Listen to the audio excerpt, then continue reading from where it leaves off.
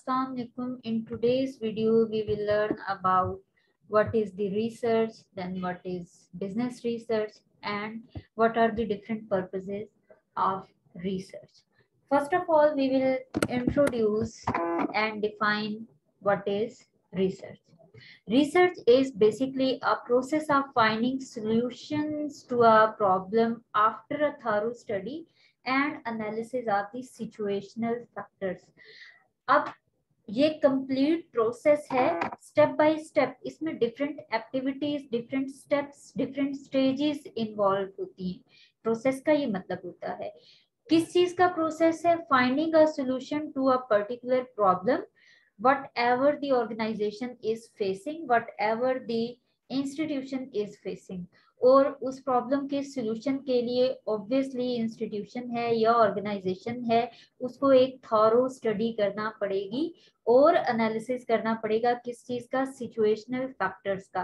Suppose कोई university है, वो देखती है कि नंबर ऑफ एडमिशंस जो हैं वो एक सेमेस्टर में कम हुए हैं, तो obviously university will find out the factors जो कि कंट्रीब्यूट कर रहे हैं, जिनकी वजह से वो ऐसी कौन सी रीजंस हैं जिनकी वजह से इस दफा यूनिवर्सिटी में एडमिशंस कम हुए हैं या स्टूडेंट्स ने इस यूनिवर्सिटी को एडमिशंस के लिए प्रेफर नहीं किया. तो उसके लिए एक थॉरो, एक कंप्लीट स्टडी की जाएगी. जो फैक्टर्स, जो रीजंस आइडेंटिफाई करेगी यूनिवर्सिटी, उनको एनालाइज करेगी कि उनमें से one by one main reason क्या है जिसका इम्पैक्ट नंबर ऑफ एडमिशंस कम होने पे आया है. तो वो सिचुएशनल फैक्टर्स होगी. तो हम कह सकते हैं स्टेप बाय स्टेप ये कोई भी एक्टिविटी है जिसके थ्रू हम डिफरेंट फैक्टर्स को थॉरोली स्टडी करके, उनका एनालिसिस करके, एक स्पेसिफिक प्रॉब्लम में जो फैक्टर्स कंट्रीब्यूट कर रहे होते हैं उनको स्टडी करके, उनका एनालिसिस करके,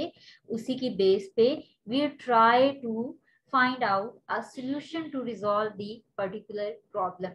एग्जाम्पल है, जैसे कोई इंस्टीट्यूशन है, वो स्टूडेंट लर्निंग को इंक्रीज करना चाहता है, तो उसके लिए इंस्टीट्यूशन क्या करता है? क्लासरूम का एनवायरनमेंट बेटर करता है, लर्निंग कंड्यूसिव एनवायरनमेंट बनाता है. इसके साथ साथ ग्रुप एक्टिविटीज या group assignments, group projects, group task जो हैं वो स्टूडेंट्स को देता है ताकि वो एक दूसरे के साथ डिस्कशन करें और उस टॉपिक के ऊपर या उस सब्जेक्ट के ऊपर ज्यादा जो है उनकी लर्निंग एनहेंस हो सके. इसके अलावा क्लास पार्टिसिपेशन को अलाउ करता है और एनकरेज करता है वो institution, so that students can ask different questions to the teacher to resolve their queries about the topic, और वो सब्जेक्ट को ज्यादा अच्छे से लर्न कर सके.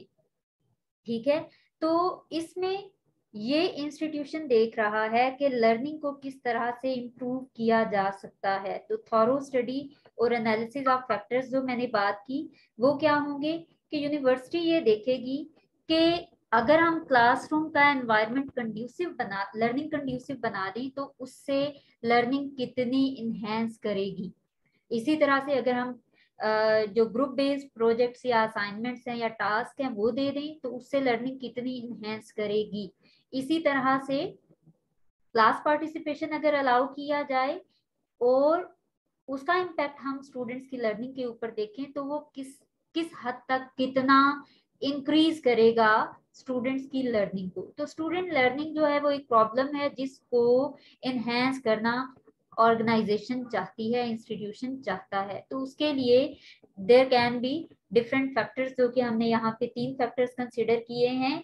इनका इम्पैक्ट, इन तीनों फैक्टर्स को स्टडी कर रही है ऑर्गेनाइजेशन और इनका एनालिसिस कर रही है कि अगर लर्निंग कंड्यूसिव एनवायरनमेंट हो तो स्टूडेंट्स की लर्निंग कितनी इंप्रूव करेगी, जो ग्रुप बेस्ड असाइनमेंट्स हैं उससे कितनी लर्निंग इंप्रूव करेगी, इसी तरह से क्लास पार्टिसिपेशन को एनकरेज करने से कितनी लर्निंग इंक्रीज करेगी. तो ये बेसिकली स्टूडेंट लर्निंग एक प्रॉब्लम है जिसको सॉल्व करने के लिए ये 3 डिफरेंट सिचुएशनल फैक्टर्स को स्टडी किया जा रहा है और उनका एनालिसिस किया जा रहा है. फिर इंस्टीट्यूशन देखता है कि इनमें से हम क्लास पार्टिसिपेशन को ही सिर्फ अगर अलाउ कर दें, बाकी चीजें अगर हमें लगता है कि वो इतना ज्यादा कंट्रीब्यूट नहीं कर सकती हैं या हमें लगता है कि तीनों ही factors are much important, to increase the students learning, तो फिर वो ये इन तीनों फैक्टर्स को कंसिडर करेंगे अपने स्टूडेंट्स की लर्निंग को इनहेंस करने में। तो ये पूरा प्रोसेस जो वो कर रहे होंगे इसी को रिसर्च कहते हैं।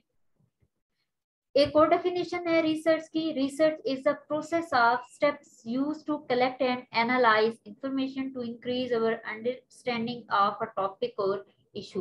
किसी भी एक टॉपिक या किसी भी एक इशू के बारे में अंडरस्टैंडिंग को इंक्रीज करने के लिए when we are collecting data and then analysing the information जो हमने कलेक्टेड डाटा से गैदर की है, इस ये जो सारा प्रोसेस है इसको हम रिसर्च कहेंगे। जैसे स्टूडेंट लर्निंग है, एक टॉपिक है, एक इशू है जिसको एनहेंस करना जरूरी है, तो इसके लिए जो हमने प्रीवियस स्लाइड में अभी डिस्कशन की वो सारा एक रिसर्च प्रोसेस है, उसको एग्जांपल के तौर पे आप इसमें इंक्लूड कर सकते हैं।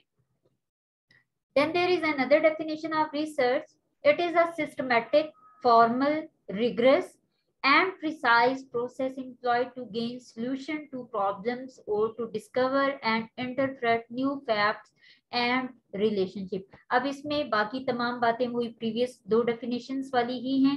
जो नई चीज आई है वो ये कि हम डिस्कवर करते हैं और इंटरप्रेट करते हैं न्यू फैक्ट्स एंड रिलेशनशिप्स को। अब ये न्यू फैक्ट्स और रिलेशनशिप के हवाले से बात करते हैं।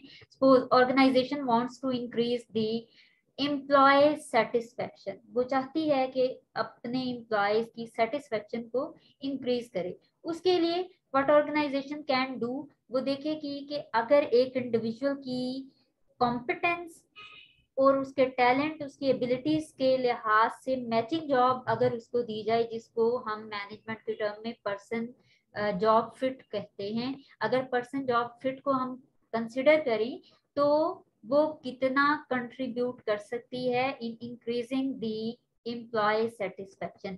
इसी तरह से वो देखते हैं ऑर्गेनाइजेशन के अगर एम्प्लॉयज की सैलरी इंक्रीज कर दी जाए तो क्या वो उससे ज्यादा सेटिस्फाइड हो सकते हैं।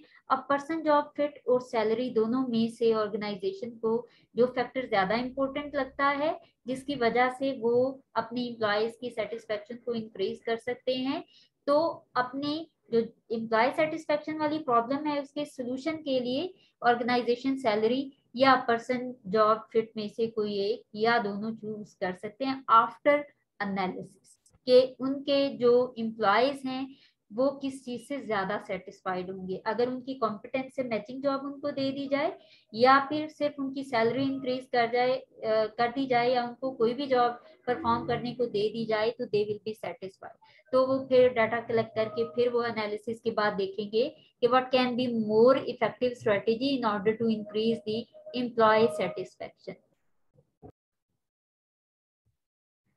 Now we will define business research. Research is the same कि ये प्रोसेस है जिसमें किसी भी प्रॉब्लम को सॉल्व किया जा रहा होता है और उसके लिए हमें एक पूरा प्रोसेस फॉलो करना पड़ता है जिसमें हम फैक्टर्स को देखते हैं, उनको के बारे में इंफॉर्मेशन या हम उनको स्टडी करते हैं या इंफॉर्मेशन गैदर करते हैं, फिर एनालाइज करते हैं और उस एनालिसिस की बेस पे हम किसी उस स्पेसिफिक प्रॉब्लम का कोई भी अप्रोप्रिएट सॉल्यूशन फाइंड आउट करते हैं। When we talk about business research that means it is a research but specifically related to the business, a systematic and organized effort to investigate a specific problem encountered in work setting that needs a solution। कोई भी problem जो work setting के related हो या जो inside the organisation हो, उस specific problem को जब हम सिस्टमेटिकली और ऑर्गेनाइज्ड एफर्ट के थ्रू इन्वेस्टिगेट करते हैं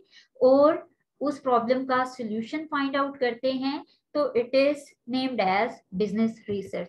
फॉर एग्जांपल ऑर्गेनाइजेशन देखती है कि रेवेन्यूज जो हैं वो डे बाय डे डिक्रीज हो रहे हैं, जो ऑर्गेनाइजेशन की टोटल इनकम अर्न हो रही है वो कम होती जा रही है, तो वो देखेगी कि what can be the different factors, ये जो रेवेन्यूज कम हो रहे हैं ये हो क्यों रहे हैं।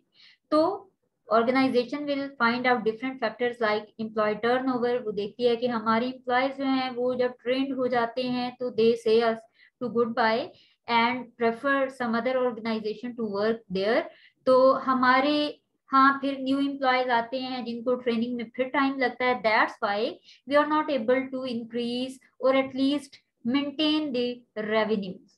इसके बाद देखती है कि सेल्स जो हैं वो डिक्रीज की जा रही हैं या ड्यू टू सम फैक्टर वो डिक्रीज हो रही हैं। जब सेल नहीं हो रही होंगी तो ऑब्वियसली ऑर्गेनाइजेशनल रेवेन्यूज जो हैं वो भी डिक्रीज होना शुरू हो जाएंगे। इसी तरह से ऑर्गेनाइजेशन देखती है कि अब जो इनपुट की प्राइसेस हैं वो इंक्रीज कर गई हैं, जिसकी वजह से हमारी कॉस्ट ऑफ प्रोडक्शन इंक्रीज कर गई है, तो हमारे ओवरऑल जो रेवेन्यूज हैं वो कम होना शुरू हो गए हैं। तो this is the whole story जो मैंने अभी आपको बताई है, यही बिजनेस रिसर्च है। What can be the different factors जिनकी वजह से revenues of the organisation are in decreasing trend. ठीक हो गया। तो इन फैक्टर्स को स्टडी करना, उनका इम्पैक्ट प्रॉब्लम के ऊपर या उनका रिलेशनशिप प्रॉब्लम के साथ स्टडी करना, और इनमें से क्या कॉस्ट ऑफ प्रोडक्शन को कम करना पड़ेगा, सेल्स को इंक्रीज करने के लिए एडवर्टाइजिंग करना पड़ेगी या एम्प्लॉयज के ऊपर फोकस करना पड़ेगा। Whatever is the major problem will be considered by the organization based on the data analysis।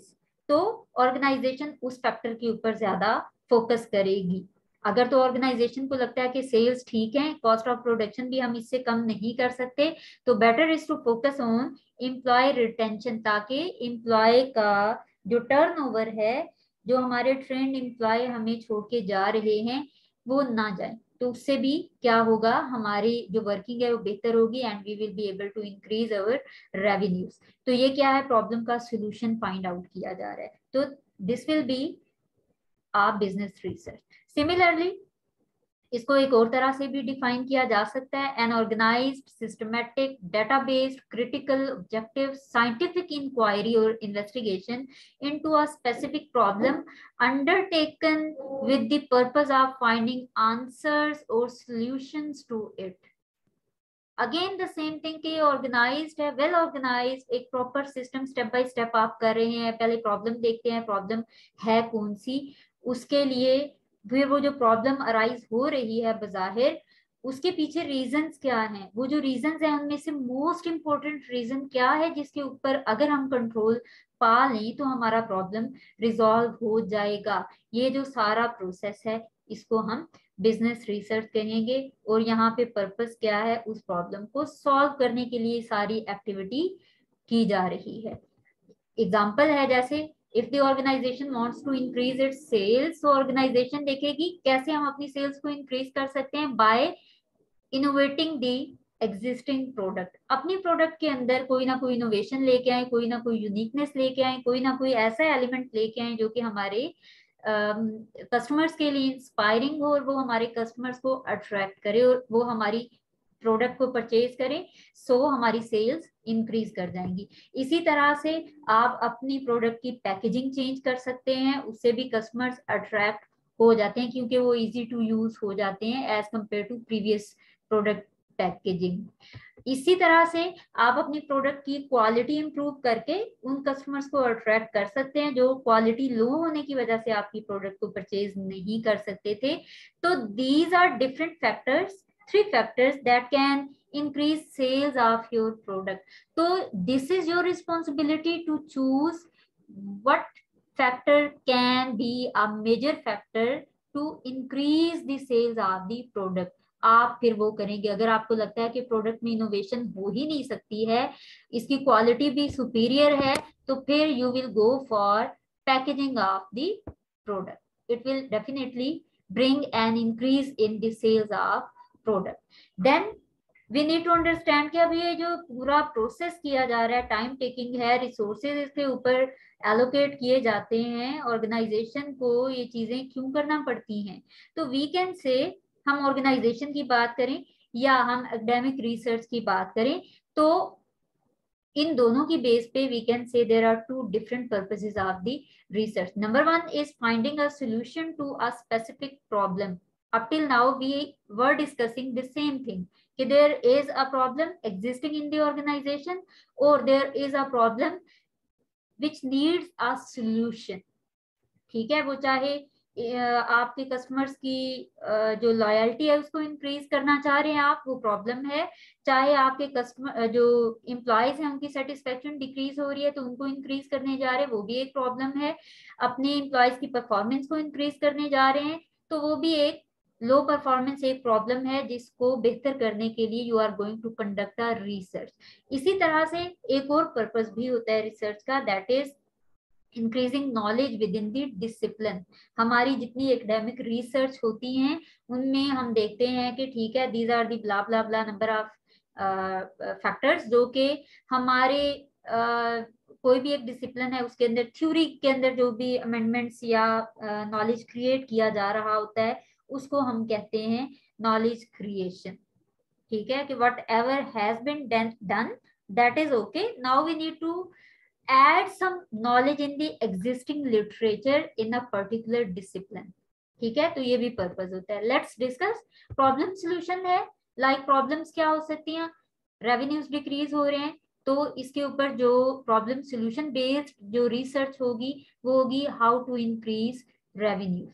Revenues हैं कम हो रहे हैं, ये प्रॉब्लम है, तो उनको किस तरीके से इंक्रीज किया जा रहा है, वो किस तरह से जो इंक्रीज करने वाला एक प्रोसीजर होगा कि what can be the different methods, what can be the different factors जिनके through we can increase the revenues of the company, तो वो हो जाएगा सोल्यूशन टू द प्रॉब्लम। इसी तरह से there is another example how to increase employee satisfaction. Employee satisfied नहीं है, प्रॉब्लम है, उसको कैसे इंक्रीज किया जा सकता है, या whatever the organisation is going to do for increasing the employee satisfaction will be considered as the solution to the problem।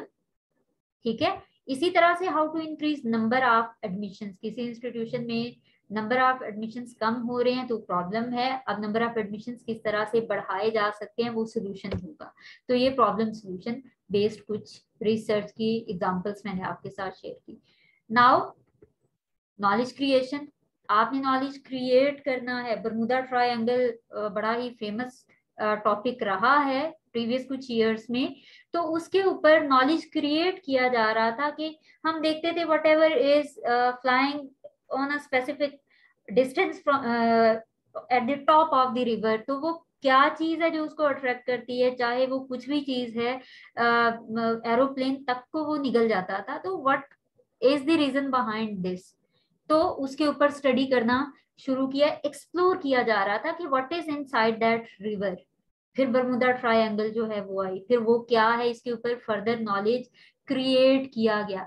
तो शुरू में वेरिएबल्स या फिनोमेना या कोई भी चीज है उसके ऊपर जब डिस्कशन की जाती है, उसको जब एक्सप्लोर किया जा रहा होता है तो नॉलेज क्रिएट किया जा रहा होता है, वो है क्या, कैसे काम करती है, इन चीजों के ऊपर काम किया जा रहा होता है, लोग रिसर्च कंडक्ट कर रहे होते हैं, तो नॉलेज क्रिएशन ही बेसिकली हो रही होती है। इसी तरह से how people behave if they are provided a controlled environment, अगर उनको एक कंट्रोल्ड एनवायरनमेंट में रखा जाए तो फिर वो कैसा बिहेव करेंगे। पहले ऐसा नहीं किया गया, आपकी एक ट्राई किया जा रहा है, एक एक्सपेरिमेंट किया जा रहा है, तो नॉलेज क्रिएट किया जा रहा है।